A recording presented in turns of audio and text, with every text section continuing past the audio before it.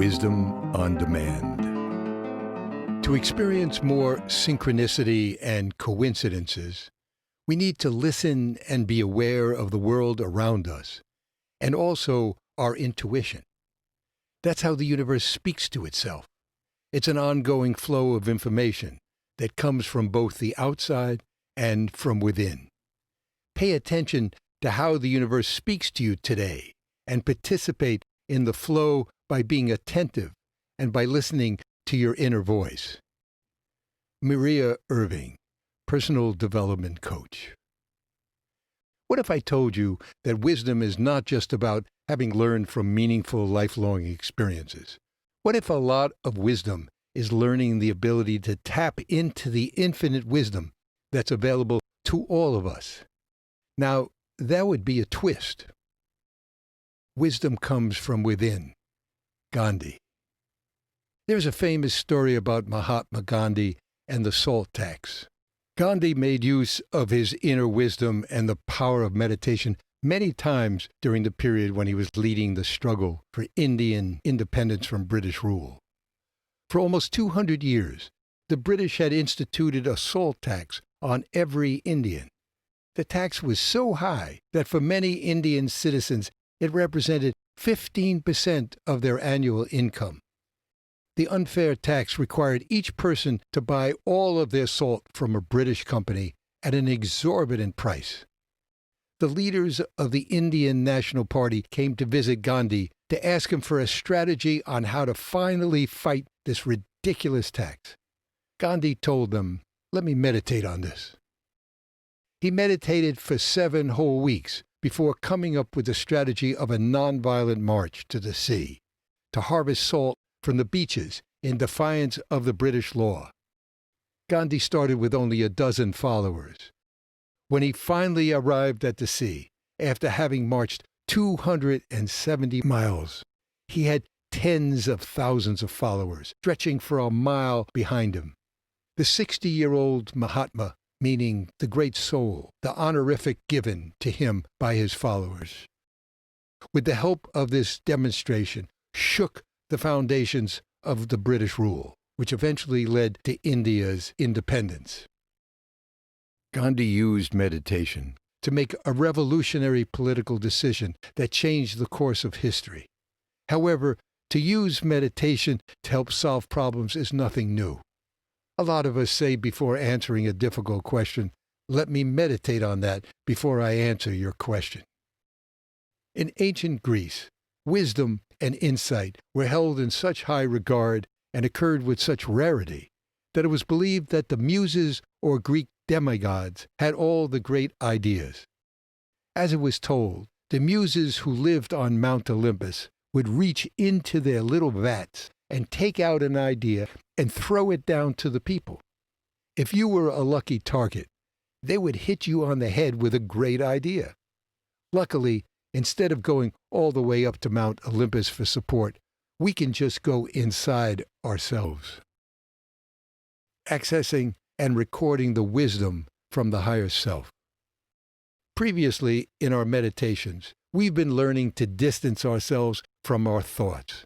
We imagine that they're just clouds floating by in a blue sky. We are taught to let them float by without getting caught up in them. Our goal was to quiet the ego mind so that we could connect with our higher self and learn to rest in awareness and be the observer of our thoughts rather than being caught up in our thoughts. In our wisdom meditations, however, we are going to do the complete opposite. We will interrupt our meditation to immediately notice our ideas or thoughts. The thoughts we find meaningful will be written down or recorded right away. These ideas may take different forms. They can be insights, thoughts, images, or hunches. The higher self sends us insights since it is always working behind the scenes on solving problems or providing valuable guidance. It is important to note that if you do not record the guidance right away, you will forget it, similar to dreams, which you must record immediately when wakening in order to remember them. It is reasonable to ask, So why didn't we take notice of our thoughts in our past meditations? It is because the key tool for accessing the higher self is first to quiet the ego mind. In meditation, we do not want to allow the ego mind to be active because once the ego mind starts revving up, we find ourselves no longer in a meditative state. So exclusively in this Inner Wisdom series, you will be noticing thoughts that you believe are insights, recording them, and then going right back to your meditation. You will not reflect upon or explore the insights, just record them. After you finish your meditations, you can then read over the insights and guidance you have received and decide what you want to do with them. To sort all of this out is not an easy process, but as time goes on, you'll get better at it. Here are some steps for recording your insights. Number 1, keep a notepad right beside you to write down your insights. Or, number 2, keep a notepad app open on your phone to record them. Number 3, I find the easiest thing to do is to make a new note on your note app and use the voice recording feature so that it transcribes right into your note. The value of the voice memo technique is that you can minimize the disruption to your meditation in order to return right back to your meditative state. However, learning styles do vary. Some will prefer taking written notes, others will record memos. Intuition. The ability to access the infinite wisdom within you is all about developing skills for deepening your meditation and for being present when an insight arises. With practice, these skills and benefits will all come together soon enough. There will be times when the meditations generate a bunch of insights and other times when they yield nothing. The intuitive mind does not work like the ego mind. You cannot push it. We do use the act of asking for answers in our meditative practice as a way to help the process. This is like prayer. Some will say it is prayer. However, if you sit there and push for answers, your effort will be unproductive. We are going deep into ourselves to experience who we are in our essence and to feel out the differing characteristics of our higher self. The higher self responds when you're being fully present, and you will gain a sense of your inner wisdom through these meditations. You will be experiencing greater stretches of quiet, and those resources will open up to you. Let me again be clear that just because you receive a thought, message, or image during a meditative state, this does not mean it is wisdom. It's just that wisdom thoughts best come through when you're in a meditative state. It is your job, after you've received these thoughts, to determine if they're meaningful or not, regardless of where these thoughts come from. There are times when your state of meditation is interrupted and your ego mind starts operating, and the thoughts that emerge are from your ego mind and not from your higher self. The thoughts from your higher self will come to you when you're in a consistent state of meditation. Wisdom and creativity. Many studies have shown that stress reduces creativity. As you might have guessed, meditation is one of the best methods to increase resilience to stress. When you develop resilience to stress, you can stay more relaxed so that your creativity, which comes from your intuitive wisdom, can be made more available to you. Einstein would pick up his violin to play Mozart when he faced a vexing problem. He could not solve the problem using his cognitive mind alone. Playing music was Einstein's form of meditation and his stress reduction technique. And our series, Wisdom on Demand, focuses our attention on maximizing our abilities to tap into our wisdom, which is the source of our creativity. Ego mind, false self, and our struggles. Our brain is an amazing tool, which resonates with the higher self and allows us to be here and to function on this physical plane. Scientists believe that our brains are the most unusual physical form in the universe. However, our wonderful brains have given us a confusing scenario to deal with because we have a false sense of self, the ego mind.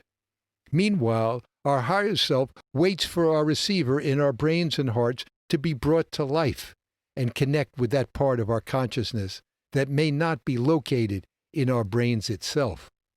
So we have our work cut out for us, to say the least. This confusion of the ego mind and the higher self is the major source of our struggles and pain. That is the key insight the Buddha came up with 2,500 years ago. Where does our wisdom come from? Today, many top scientists admit that they do not know where our sense of self or the center of awareness is specifically located. One of the most famous neurosurgeons ever, Dr. Wilfred Penfield, was a dualist. That means he felt that the mind itself was separate from the physical brain. Actually, many neurosurgeons are dualists. Why Dr. Penfield's opinion has been so highly regarded is because he was an expert in epilepsy, treating over 1,000 epileptic patients who were tortured by their periodic seizures. The surgery he conducted on epileptics was to eliminate their seizures. It was conducted under local anesthesia. He would cut open the roof of the skull so that the top part of the brain would be exposed, while the patients were fully conscious throughout the procedure. The patients needed to be awake to help the surgeon map out different parts of the brain to determine exactly in which specific locations in the brain incisions needed to be made. The brain itself does not experience any pain. Dr. Penfield would take electrodes and poke into different sites in the exposed brain, while the patient would respond, indicating what they were experiencing from each individual poke. Now, Dr. Penfield would make about 200 pokes per procedure, meaning that over his surgical career, he made over 200,000 pokes to evoke the patient's responses. After this incredible amount of patient feedback and data, Dr. Penfield felt that the mind is not solely in the brain, but is located outside the brain. He concluded that certain powers, particularly the intellect and will, are not generated by brain matter, but from sources that are not material. He actually felt that the mind was not in the brain because after all this poking around, he was never able to elicit from any of the patients a response that related to intellectual functioning or will. He believed that the physical brain only generates physical perception, movement, and memory. There are two additional researchers who have built pretty strong cases in support of the dualist position. Roger Sperry was a professor of psychobiology at the California Institute of Technology. Sperry won a Nobel Prize in physiology studying patients who had their two hemispheres surgically separated by severing the corpus callosum, the broad band of nerve fibers that connect the two hemispheres. This was a radical surgical approach, to say the least, to treat epileptics who were experiencing life-threatening seizures. Now imagine this. The surgeon goes into your skull and separates the two hemispheres of your brain, and your intellect and will, or soul, or as we refer to as the higher self, is undivided. Sperry won his Nobel Prize studying these patients and found that there were very few differences in patient performance before the brain was cut in half and afterwards. In ordinary life, there was very little difference. Sperry had to do meticulous studies to notice a difference before and after the surgery. The most remarkable result of Sperry's Nobel Prize-winning work was that the person's intellect and will, what we might call the soul, remained undivided. The brain can be cut in half, but the intellect and will cannot. Benjamin Libet, a researcher in physiology at the University of California, San Francisco, conducted one of the most fascinating research studies on consciousness. The following text is by a neurosurgeon and professor of neurological surgery and pediatrics, Michael Egnor, at Stony Brook University, describing Libet's experiments. Libet asked, what happens in the brain when we think? How are electrical signals in the brain related to our thoughts? He was particularly interested in the timing of brain waves and thoughts. Did a brain wave happen at the same moment as the thought, or before or after? It was a difficult question to answer. It wasn't hard to measure electrical changes in the brain. That could be done routinely by electrodes on the scalp. And Libet enlisted neurosurgeons to allow him to record signals deep in the brain while patients were awake. The challenge Libet faced was to accurately measure the time interval between the signals and the thoughts. But the signals last only a few milliseconds, and how can you time a thought with that kind of accuracy?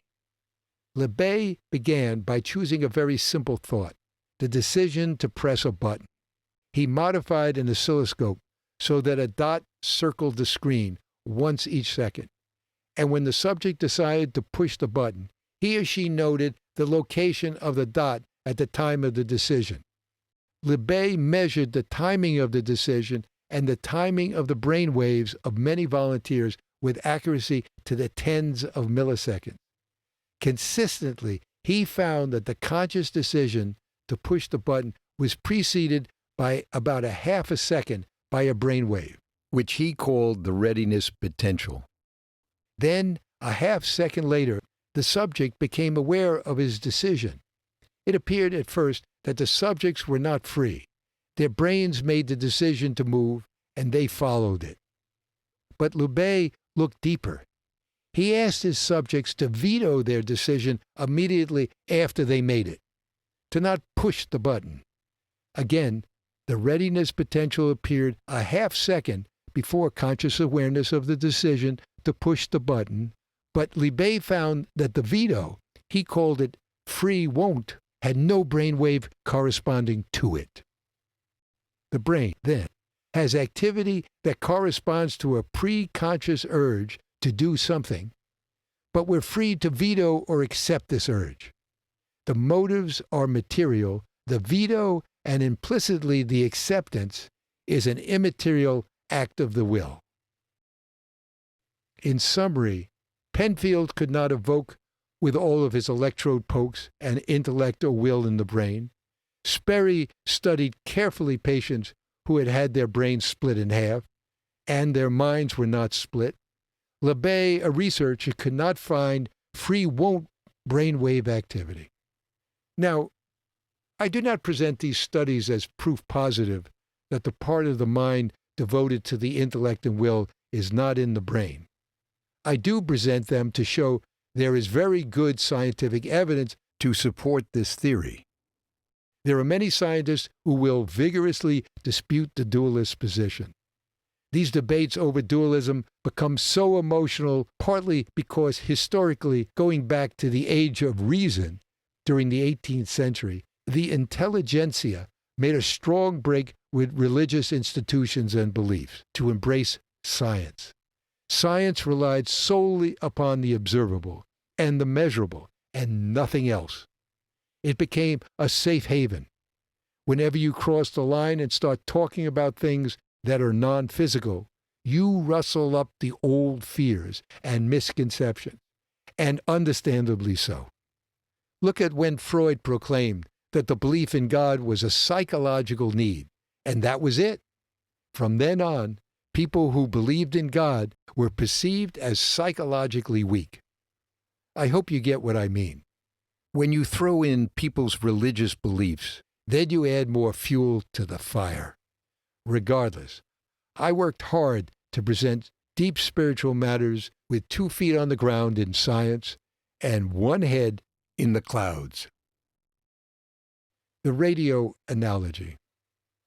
If it is true that the physical brain is not producing the intellect and will, then these mental functions and probably our wisdom also come from some other place, wherever that might be, maybe centered somewhere close by. Therefore, this other source, separate from the physical brain, needs to communicate with the brain so that this other part of the mind, probably the higher self, can be in communication with the brain. A good analogy between the mind and the brain is the relationship between a radio station and a radio.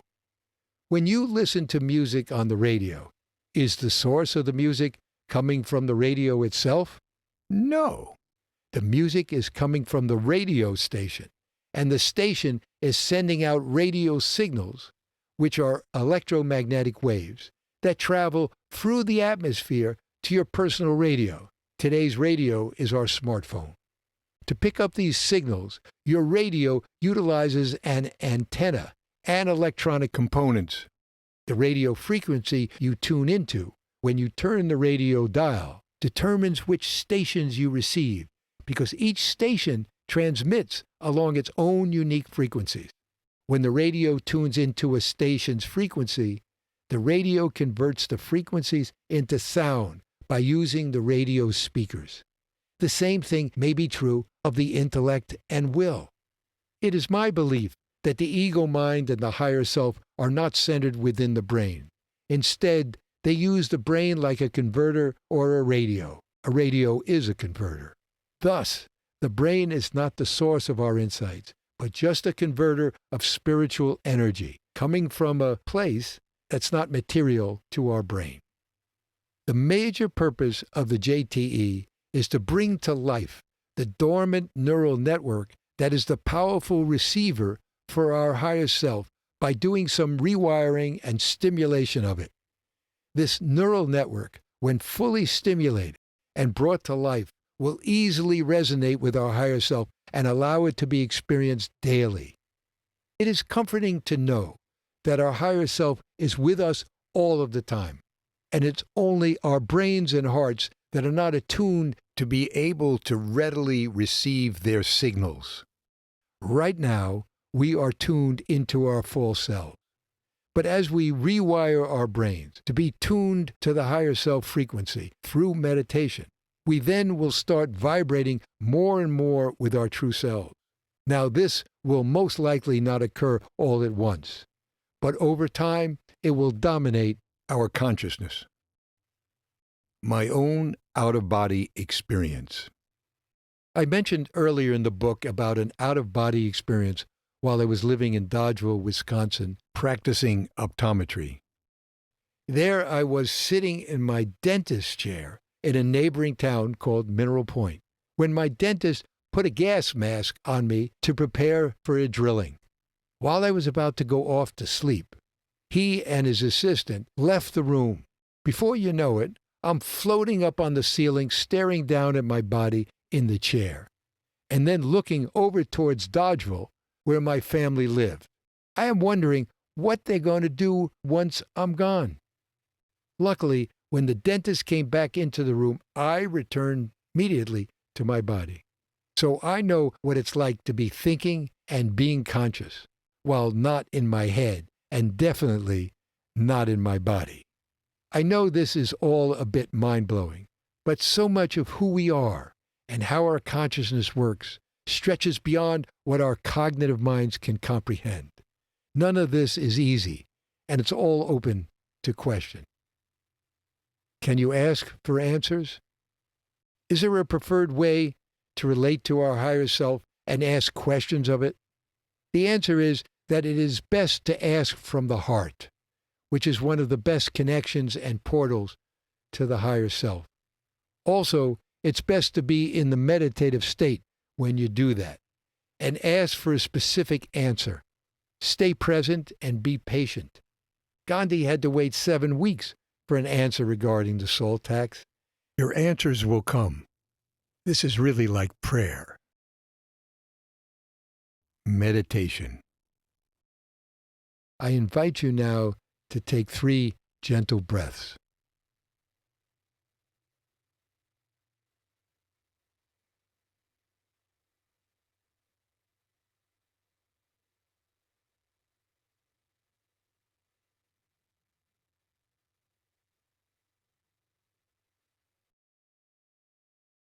Open your heart to experience insights.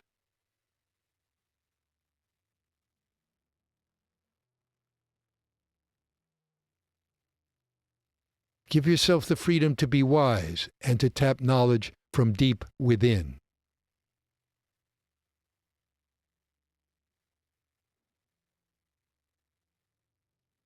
Take another 3 gentle breaths.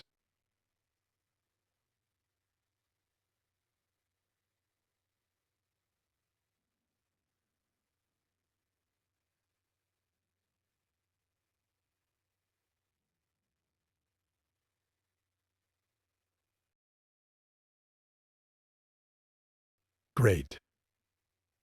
Thank you. Wisdom's intention. Our intuitive wisdom helps drive us towards answers to our questions. Actually, each of the 5 spiritual characteristics of our higher self supports the others. The love, compassion, joy, peace, and wisdom all work together in tandem and service. It is not only we who are served, but also our family, close friends, fellow employees, and our community, both locally and globally. Our primary concern as people of wisdom is to create a better world, a heart-based world. I firmly believe that each of us has an important part to play in this process. Our higher self knows very clearly what part each of us is to play. I strongly urge you, in your meditation, to explore your intentions and how they pertain to this global effort. One of the great silver linings of the corona pandemic is that we're seeing its global impact and its effect on the planet. We see how this one, quote, bat out of hell, end quote, from Wuhan, China, can disrupt the whole world. This situation is bringing everyone on this planet closer together. Being universally connected makes it clear that a global movement to bring about a better world is within our grasp. Solving the pandemic requires a global effort. Similarly, global warming requires a collective response. In the newly expanded agenda of worldwide priorities, a heart-based global community dedicated to world peace is doable as well. By tapping into our infinite resources of wisdom and doing our inner work, we gain a portal to a new world. The blueprints to create this new reality will be told to us in a whisper. The important thing is, will we listen? And will we respond appropriately? The wisdom of our bodies. I have referred a few times to how miraculous our bodies are, and it is our consciousness that is the organizing force that maintains the function of our bodies. When we think about the amount of wisdom we have at our disposal, just imagine the wisdom that's required to make our bodies function in such incredible ways. As I was writing, I became a bit overwhelmed by all of this. The amount of wisdom we need to solve some of our personal problems is minuscule compared to the challenges that the body faces every moment. I mentioned that the body has 37 trillion cells, but we also have 100 trillion bacteria cells or microbiome, mainly in our gut, that we have to keep happy and behaving themselves. Try to imagine managing that project. All we have to do in partnership with our spirit is to eat properly, do our physical exercises, and meditate. Wisdom from the higher self. If gaining wisdom was easy, we would all be wise. We are learning key tools for generating wisdom. The practice can feel like it felt to learn to ride a bicycle. When you first started riding a bicycle, you would fall over and you would say, "How the heck can I do this? This is impossible." Then you would look around and see that other people were able to do it, and you would realize that this is possible. You kept working on it, scraping your elbows and knees until it suddenly came together. Boom. Just keep the meditation going, because practice makes perfect. Capturing dreams is like capturing wisdom. My experience with a dream group illustrates how the higher self transmits knowledge to us. I joined a dream group about 40 years ago while living in Madison, Wisconsin. This group met once a month and had done so for a few years. I joined an established group as a newcomer.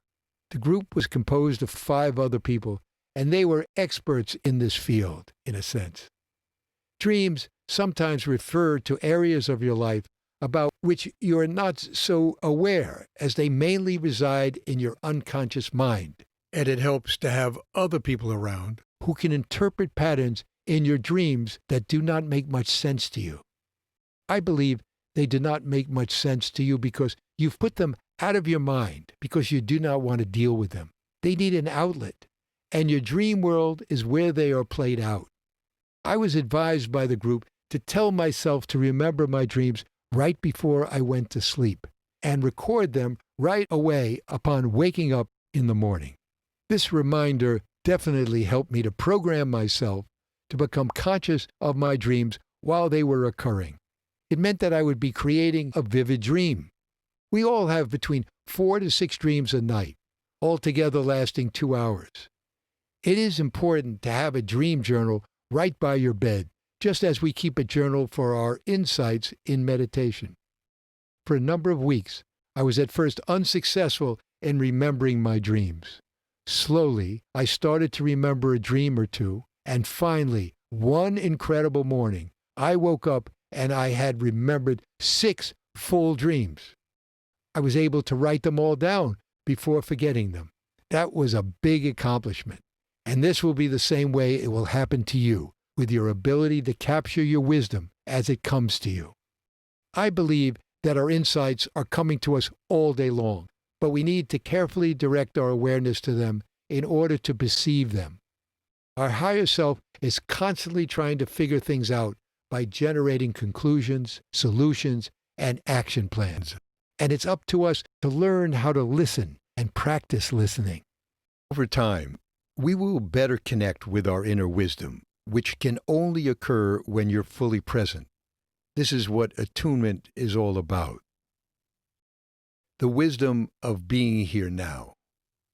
Richard Alpert, later renamed Ram Dass, was dissatisfied with the depth of understanding the Western scholars had about consciousness, especially after he and Timothy Leary, who was also a professor of psychology at Harvard, collaborated on an extensive amount of research focusing on the role psychedelics have on personal transformation. Alpert concluded that psychedelics had a lot of value in transformation, but each time he went on a drug-based trip, he would always come down, and the experience was time-limited. That is when he decided to travel around India to look for a wise man. Soon after arriving in India, he was introduced to an American, Bhagavan Das, who had been living there for a number of years, studying with a number of spiritual teachers. Richard Alpert was very impressed with Bhagavan's state of mind and decided to travel with him to meet some of his teachers. While they were driving through the countryside, Alpert said, "Did I ever tell you about the time I—" And the American cut him off and said, "Just be here now." Alpert went quiet. Later on, Alpert asked, "When are we going to get to where we're going?" The American said again, "Be here now." As the trip was dragging on, Alpert said he was getting anxious about how long the trip was taking. The response he received back was, "Emotions come and go." This conversation is somewhat out of the ordinary, but there's a lot of truth and wisdom in that exchange.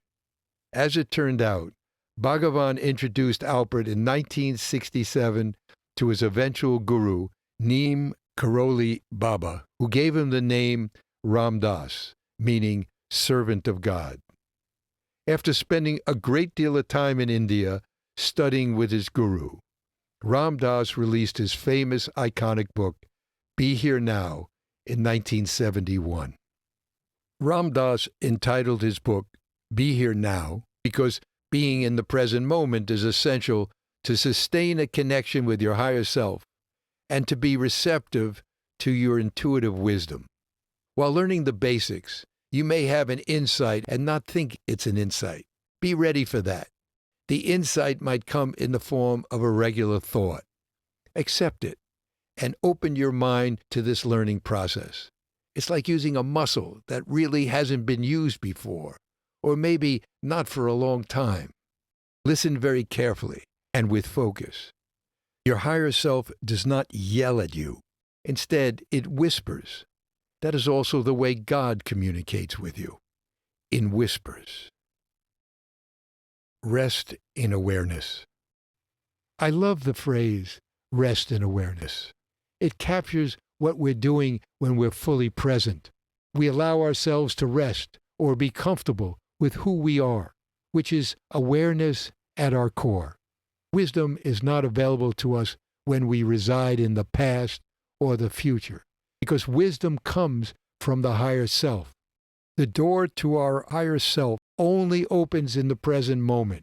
If we are lost in the past or the future, the door to our inner wisdom abruptly slams shut, and we are cut off from an important source of guidance to living our lives to the fullest.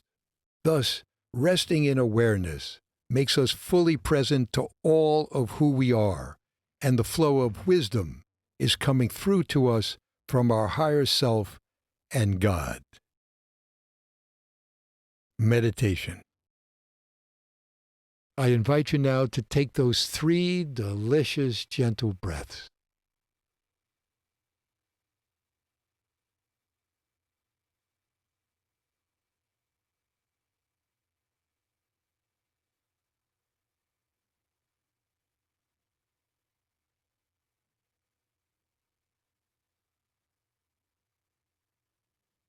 Now concentrate only on your awareness, without trying to do anything. Just rest in your awareness.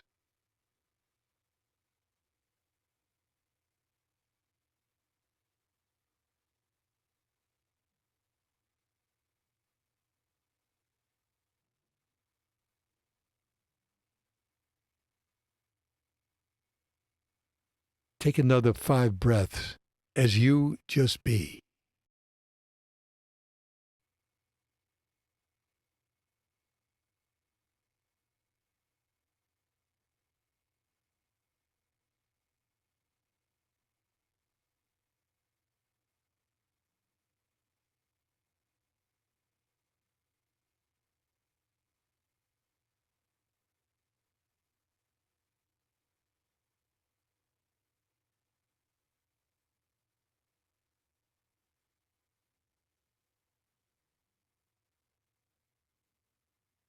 Our inner resources. Einstein understood how to shift from the ego mind to the higher mind. Although acknowledged as the greatest scientific mind in modern times, he was switched out of his cognitive channel when he faced with unresolvable problems. As I noticed before, Einstein would pick up his trusty violin to play compositions of Mozart. Einstein and classical music lovers everywhere over the past couple of centuries have loved Mozart, probably because the sound vibrations of this spiritual genius give people access to their higher self. This story also highlights the 2 values chanting and music have, one to help access the higher self and the other to quiet the cognitive mind through vibrational influences. Wisdom flows. Let me repeat a phrase from Gandhi's peace prayer. My wisdom flows from the higher source. If you access your higher self, no matter how old you are, an incredible amount of wisdom is instantly available to you. There is a collective experience that the higher self draws upon for resources and nourishment. In developing the JTE, I would place myself under a great deal of daily pressure to develop the ongoing meditation program. My ego mind kept telling me, you can't do this. You'll run out of good ideas. You'll have to stop after you run out of fuel. Then I opened myself to that endless resource of wisdom that is available to our higher self, and I became greatly relieved. Our resources are endless. I realized this firsthand while practicing my wisdom on demand meditations. I would start my day by letting my higher self feed me insights. One right after another came flowing into me during my meditation. I would then discipline myself to write them down in the morning, and later in the day, I would write up a new talk for the next session I was working on. It was only after I had practiced my meditation and kept opening up my own wooden box of gold coins inside that I discovered endless resources of wisdom. Now I have whatever insights I need from my wisdom practice. What a great relief. This gave me the confidence to move forward. The same wisdom resource is available to you, whatever your field of endeavor and personal aspiration. And you know, we have a lot of work to do together. During my depression at the age of 19, I was completely unaware of the inner resources that I had available to me. My awakening became possible because I was so fed up with my life and in so much in pain. I was willing to make a leap and try a whole new reality, leaving everything else behind. Once I incorporated this new reality, which is grounded in truth, I was directed onto a whole new life path. During the next 5 months, I drew upon higher wisdom that just flowed through me. I made progress in activist causes and spiritual growth. Now, all of this happened because I was fortunate enough to discover the wooden box filled with golden coins, which I was sitting on. You are sitting on your treasure as well. Conclusion. With the Wisdom on Demand meditations, we have completed an overview of all of the key components of our higher self. Our objective is to become skilled in experiencing our higher self during our waking hours. We will then be able to rest within our awareness and our higher self throughout most of the day. Our ego mind can then shift from being the master to being our servant. The 5 key spiritual characteristics of the higher self are love, compassion, joy, inner peace, and intuitive wisdom. We will learn to experience and integrate all of these 5 elements simultaneously so that we may consistently rest in awareness while our higher self is being experienced. The ability to do this is similar to how we play music. We choose the best set of notes and play all of these notes at the same time. This creates a chord. The chord makes a beautiful sound. Thus, music is produced. Our practice is about playing spiritual music. Our journey is about identifying and learning each of these spiritual characteristics that make up who we are.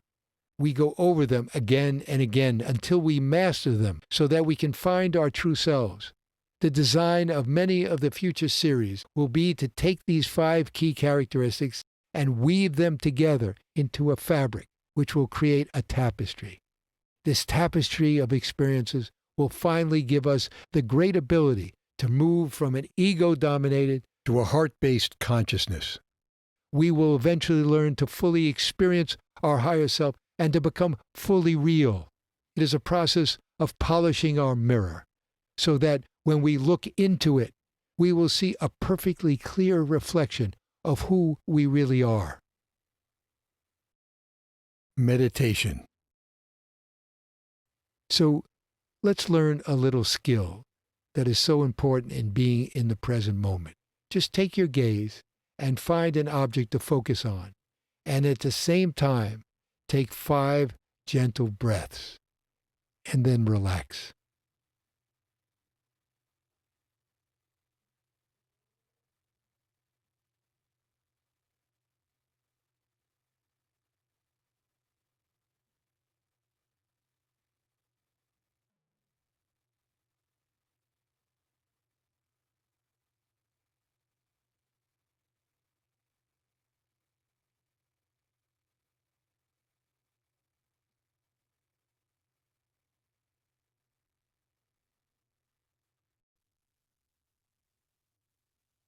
Great.